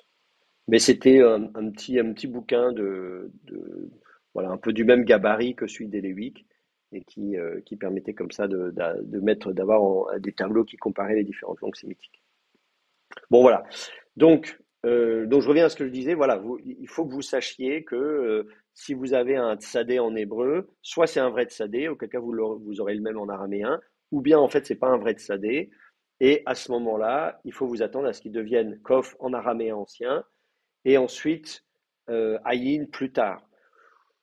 D'ailleurs, oui, effectivement, araméen ancien, et on pourrait mettre et d'empire aussi, parce que la transition ne se fait pas du jour au lendemain. À chaque fois, vous voyez, j'essaie de vous donner des repères, mais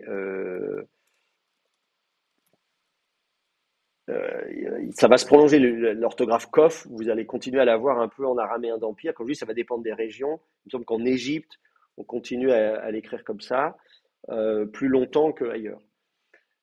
Ça va être le cas d'autres, mais on en parlera quand on y viendra, où il y a des chevauchements, ou même parfois pendant des siècles, même jusqu'au tournant de notre ère parfois, on va distinguer, voilà, en araméen plutôt du côté de la Syrie, de la Mésopotamie, on va utiliser telle lettre, alors qu'en araméen plus au sud, en Égypte, on va utiliser telle autre lettre. Et quand vous serez au milieu, c'est-à-dire typiquement vous êtes en Judée, hein, vous êtes du côté de Jérusalem, tout ça, vous allez avoir un mélange un peu des deux, puisqu'on est au contact de ces deux sphères, de ces deux topolectes. Donc c'est pour ça que je vous donne quand même des repères qui feront que vous serez un peu moins surpris si vous tombez dessus, lors de vos lectures. Donc c'est pour ça qu'ici, en tout cas, la Terre, Ara avec un Ayin et pas avec un Tsadé. Ça va pour vous, ça? Oui, une Une question. question. La ressemblance des morphèmes, des graphèmes est une coïncidence entre le Tsadé et le Haïn dans l'histoire. La ressemblance des deux. Ah, le Tsadé et le Ayin, ça se ressemble parce qu'il y a deux trucs au-dessus. Je pense que c'est une pure coïncidence parce que le Tsadé, ça s'écrit pas du tout pareil. En plus, si vous remontez justement à l'époque de l'araméen ancien, le Tsadé, ça a une forme. Je vais vous dessiner. Voilà, ça va être difficile, mais je vais essayer de dessiner sur l'écran. Le Tsadé, il ressemble à un truc un peu comme ça, ouais, alors que le Ayin ressemble à ça, avec un point au milieu. Ouais. Donc ça, c'est les formes un peu primitives du Tsadé et du Ayin. Donc ils n'ont absolument rien à voir. Donc c'est sûr que en fait, le Tsadé que vous voyez là, comment dire, a évolué pour donner cette forme. Non, attendez, donner ce truc un peu comme ça, voilà. Donc le zigzag c'est un peu raccourci, l'autre truc a fait ça. À la fin, vous avez même eu effectivement une forme, comment dire, avec une écriture cursive où on a tendance à se tourner vers la lettre qui suit. Hein, donc on introduit des formes médiales, donc le tsadé médial, le nun médial, enfin toutes ces formes médiales là, comme ça. Mais donc alors que le haïn, pour le coup, qu'est-ce qui s'est passé? Il s'est ouvert en fait. Hein, vous aviez un œil. D'abord, il a perdu le point au milieu. Vous avez juste fait un rond, puis le rond s'est ouvert. Et puis après, on l'a fait en deux fois en fait. D'ailleurs, on voit l'écriture en deux fois où des fois il est écrit un peu comme ça là, hop, hop. Et puis ça finit après par devenir écrit un peu comme ça. Donc en fait, effectivement, je comprends ce que vous dites. C'est-à-dire que vous, aujourd'hui, quand vous regardez quand vous lisez le texte massorétique, vous dites ah tiens le haïn et le tsadé ça se ressemble, mais c'est vraiment une pure coïncidence. Enfin c'est bien d'avoir posé la question parce que j'aurais pas pensé. Bon donc voilà, donc ça va pour vous. Donc dans la terre on continue le texte. Le terme suivant, totavut. Alors, il faut l'analyser un peu plus en araméen. Là, vous n'avez pas l'équivalent de Mégouré. Vous dites, ah non, là, ça n'a rien à voir avec l'hébreu. En fait, le terme qui est construit ici, c'est donc totavu. Je vais vous l'écrire, on va l'analyser, hein, je vais vous le montrer.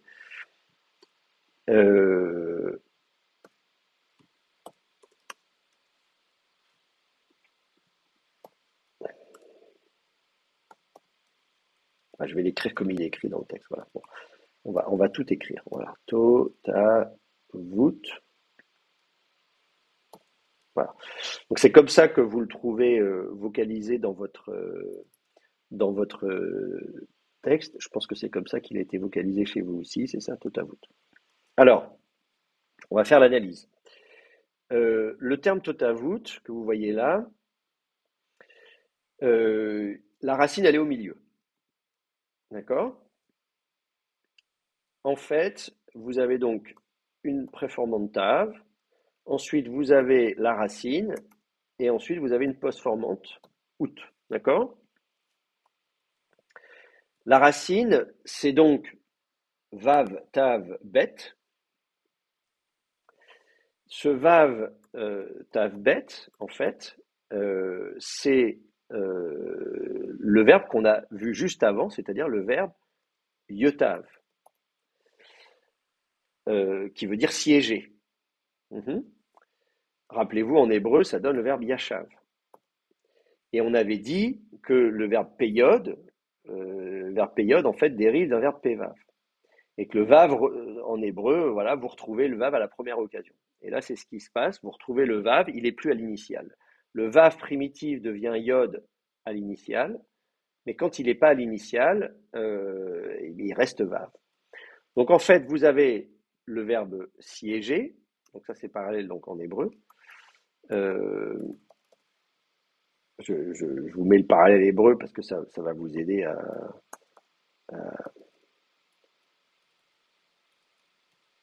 ça va vous aider à apprendre votre vocabulaire. Donc c'est le verbe siéger, hein, c'est le verbe siéger. Sauf que là, donc c'est la racine, mais là c'est pas une conjugaison. C'est-à-dire c'est pas un verbe, c'est pas une forme verbale, c'est une forme nominale. C'est une forme nominale avec une préformante tav. En hébreu aussi, on sait faire des substantifs avec préformante tav. Par exemple, si vous prenez le verbe yasha, sauver, en hébreu, vous avez le terme tshua, qui est donc le salut.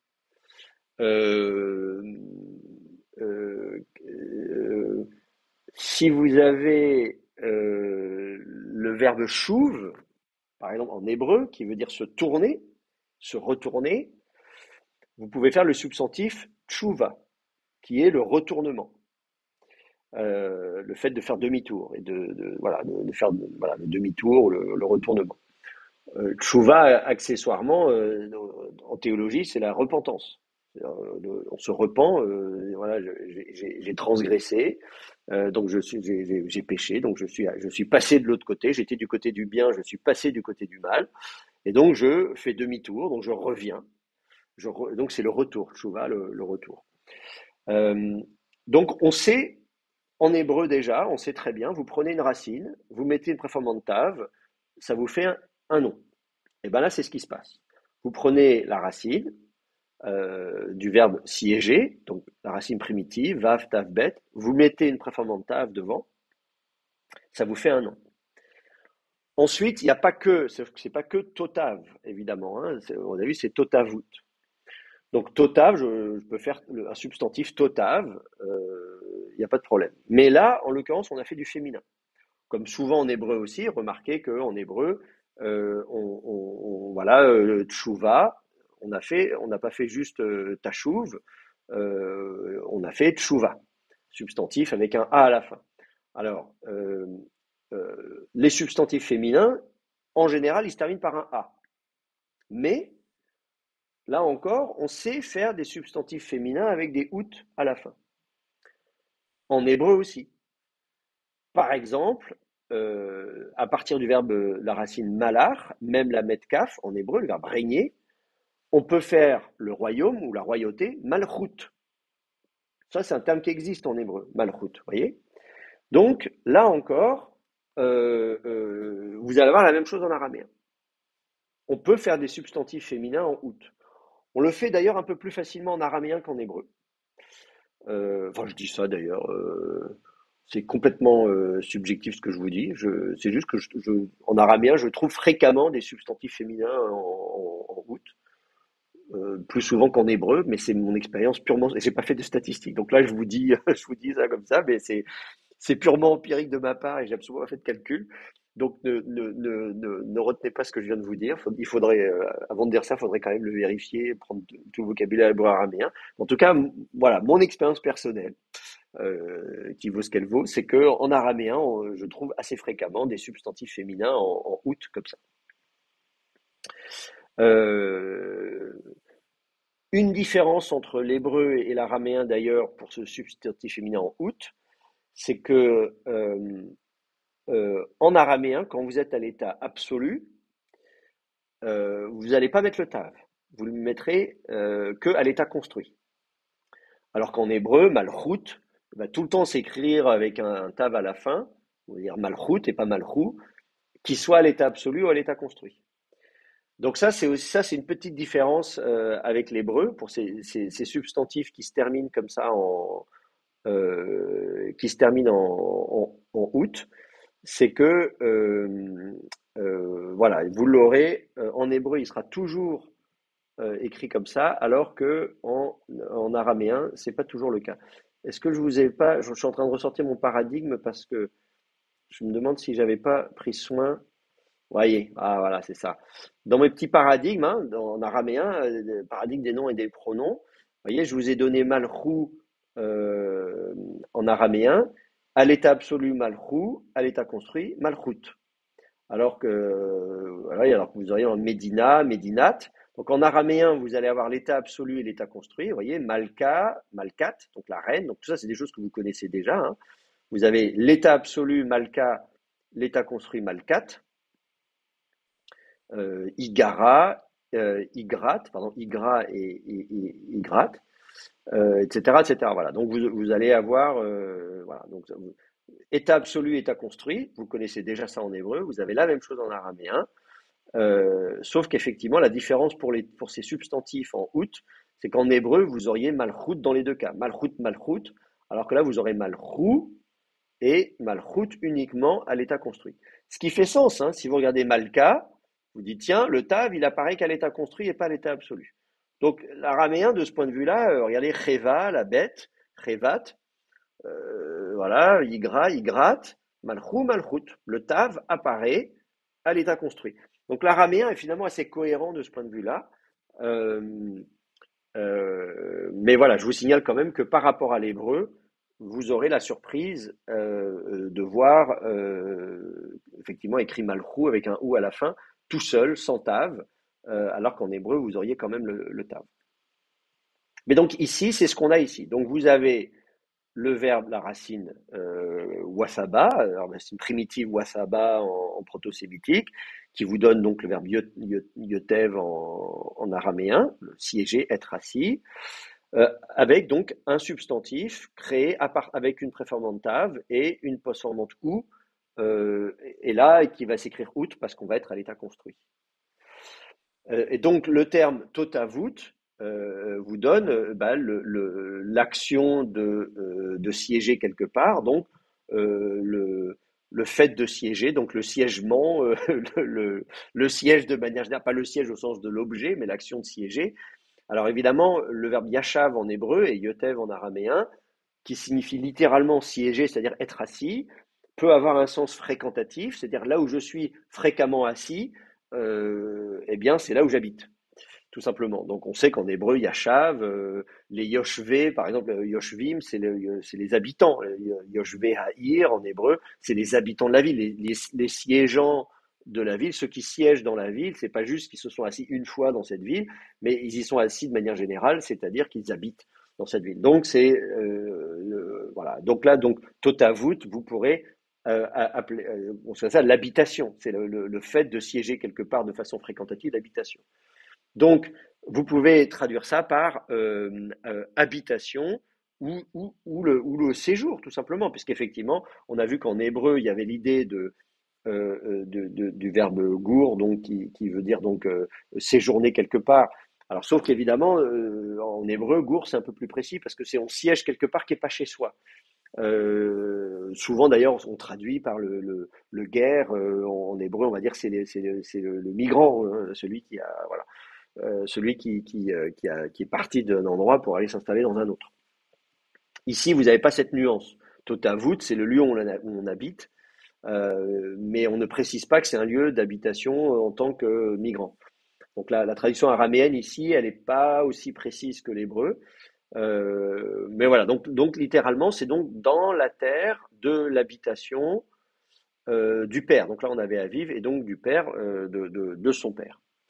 Je vais vous expliquer les suffixes dans un instant. Mais là, vous avez une chaîne d'état construit. Hein. La terre, de l'habitation, du père, de lui. Bon.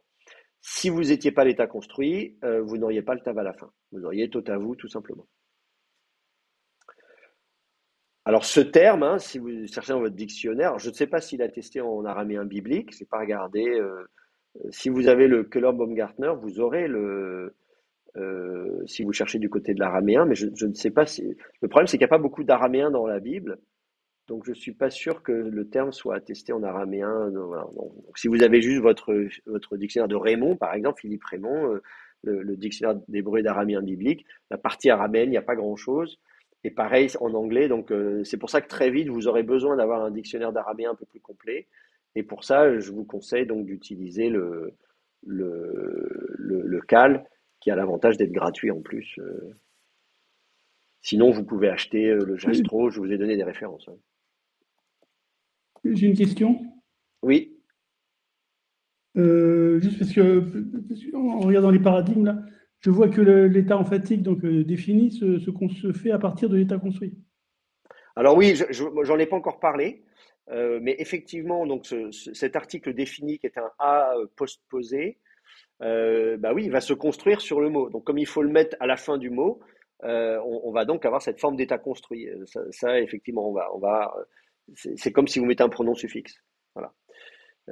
Effectivement. Donc on va partir sur la forme d'état construit. Donc là ici vous le trouvez, vous voyez, totavu, vous le trouvez dans votre dictionnaire, totavu, euh, taotabu. D'ailleurs, on va évidemment avec soit effectivement la diphtongue, comme je vous dis, la consonne primitive c'est un vav, et vous avez une contraction de la diphtongue. Nous on est habitué en hébreu évidemment à la contraction de la diphtongue. Et on vous donne le sens, voyez, settlement, donc c'est le fait de s'installer quelque part, dwelling, donc le fait d'habiter dans une région, etc., etc. Et vous avez toutes les dialectes araméens, voyez, late literary Aramaic, donc ça c'est Targum Onkelos, hein, c'est celui qu'on regarde, etc., etc. On vous dit où ça apparaît, vous avez des références, tout ça, etc., etc. Bon, voilà. Donc là, ça c'est pas mal.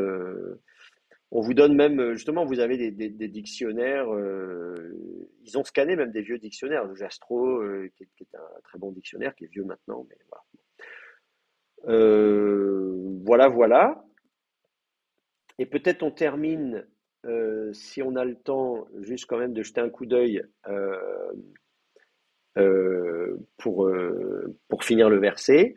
Ensuite, en hébreu, vous aviez donc les lieux de séjour du père de lui, Aviv, hein, son père, Av.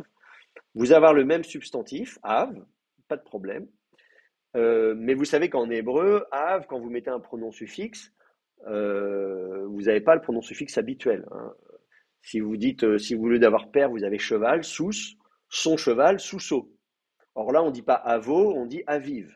Donc ça, vous savez que av et ach en hébreu, le père et le frère, se construisent un peu bizarrement quand vous mettez un pronom suffixe. Eh bien, ça va être la même chose pour av et ach en araméen. Vous allez avoir les mêmes termes. Av, c'est le père, ach, c'est le frère.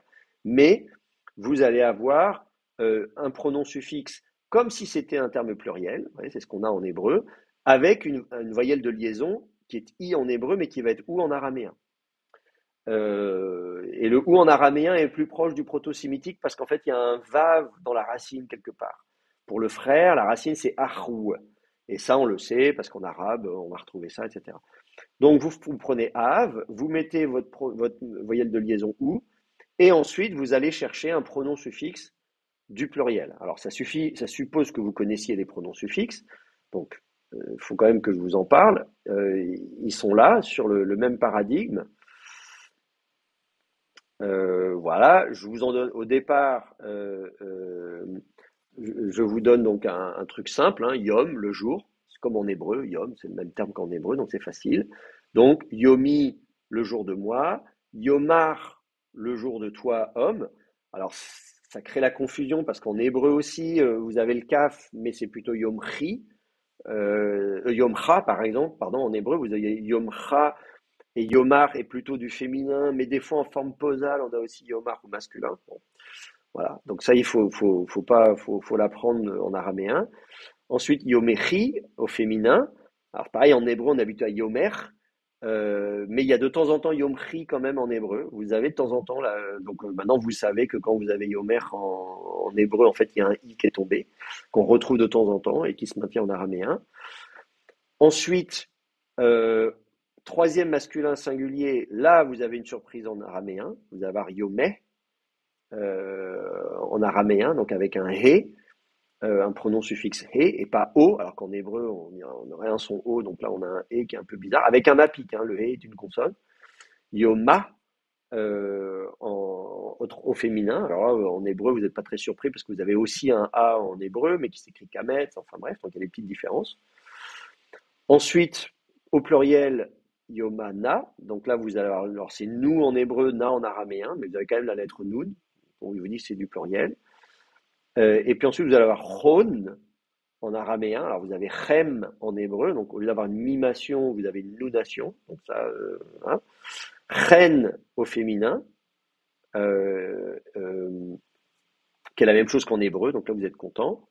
Hon au pluriel, troisième masculin pluriel, alors que vous avez hem en hébreu, donc là encore nunation au lieu de mimation, et la voyelle n'est pas la même, vous avez un O, vous voyez, comme la deuxième masculin, donc c'est hon au lieu de hem, et puis hen au féminin, donc là c'est pareil, c'est comme en hébreu.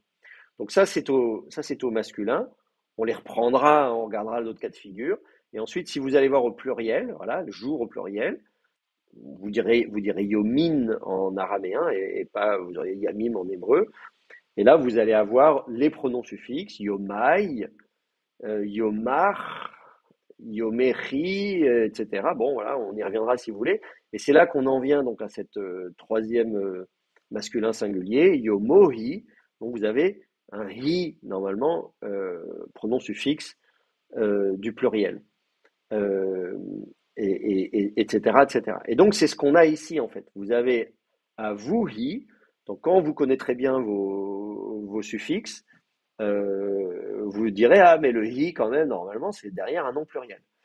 Bah oui. Donc, mais c'est le même phénomène qu'en hébreu, où, en fait, voilà, vous allez prendre père. Il reste au singulier, hein, le père, il n'y a pas plusieurs pères, il n'y en a qu'un seul. Hein, mais vous allez lui mettre cette voyelle de liaison et le pronom comme si c'était un pluriel. Alors ça, c'est l'exception qui confirme la règle, c'est a, ve'ach, mais en même temps, c'est des termes qui sont très très utilisés, donc c'est bien que vous le sachiez d'emblée. C'est le père de lui. Hein, et c'est pas, il n'y a pas plusieurs pères, il n'y en a qu'un seul. Donc à vous, hi, l'accent normalement il est là, le hi ne prend pas l'accent, mais là, bon, on n'a pas vocalisé en mettant en mettant la syllabe accentuée lorsqu'elle n'est pas. Moi, je sais pas, est-ce que les Ron Mamre l'ont fait? Non, ils l'ont pas fait. À vous, il faut savoir que c'est à vous, mais si vous regardez mes paradigmes, normalement, je vous signale, voyez, que effectivement le pronom suffixe ne prend pas l'accent. Donc de son père, et puis ensuite Béar A Dirnan, donc dans la terre. Ah oui, alors là, il y a l'état emphatique. Bon, là, on va pas, non, là, on va faire trop de choses. Il faut qu'on s'arrête là. Non, on n'a pas fait de pause, donc on s'arrête à moins le quart. Je pensais qu'on pourrait finir le verset, mais là, je vois qu'il faut que je vous fasse l'état emphatique. Il faut que je vous fasse le relateur dit. Il y a malheureusement encore trop de choses à, à vous expliquer pour ce soir. On va pas y arriver. C'est pas grave. Je préfère prendre le temps parce que là, on découvre au fur et à mesure toute la grammaire. Et comme c'est des trucs que vous verrez tout le temps, c'est pas des petits points de grammaire de détail, c'est vraiment des choses importantes, donc il faut quand même qu'on prenne le temps. Ça va pour vous? Oui, ok. Bon, bah c'est bien. Alors, donc pour la prochaine fois, vous revoyez ce qu'on a vu là, évidemment. Vous en profitez voilà, pour vous familiariser avec les paradigmes. Hein. Vous êtes grand, vous avez déjà fait la même chose en hébreu, donc moi je veux bien qu'on refasse en détail tous les paradigmes. Bon, peut-être on prendra le temps de le faire si vous le voulez, ou je pourrais même vous expliquer pourquoi on a ça plutôt que ça. Mais comme je vous dis, on n'a pas on n'a pas une année complète d'araméen, donc on a très peu d'heures.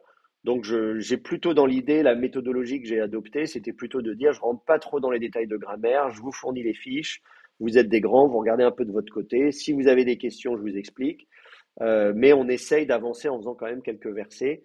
Et je vous explique au fur et à mesure. Là, on va lentement parce qu'on découvre tout, évidemment.